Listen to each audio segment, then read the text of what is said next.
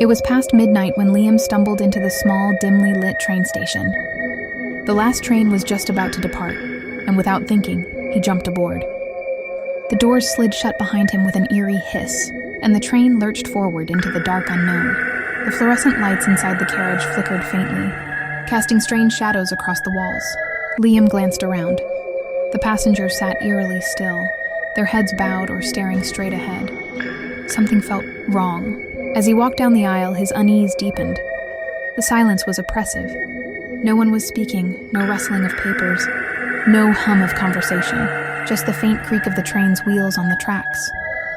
Then he noticed something peculiar. None of the passengers cast a shadow. The realization hit him like ice water. He looked down at his own feet, relieved to see his shadow stretching faintly on the floor. Liam's steps quickened as he moved toward the next carriage. The door slid open with a groan, revealing an identical carriage.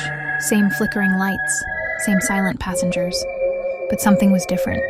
He noticed a dark stain on the floor beneath one of the seats.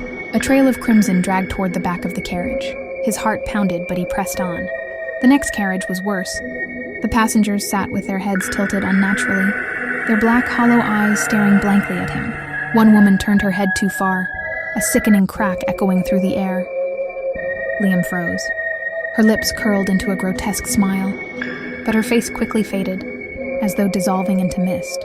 He tried the doors again, desperate to escape. Each door led him back to another carriage, the layout identical, the atmosphere more suffocating. The windows offered no solace. Outside, there was no passing scenery, only an endless void of swirling black. A sudden announcement crackled through the intercom, the words indecipherable but layered, with a guttural whisper that sent chills down his spine. Then he saw it. A pale face pressed against the glass of the window, its eyes wide and unblinking, a grin stretching unnaturally across its features. Liam ran to the last carriage. A single seat stood empty, blood pooling beneath it. Behind him, the passengers began to rise, their movements jerky and unnatural. The lights flickered violently as the whispering from the intercom grew louder, deafening.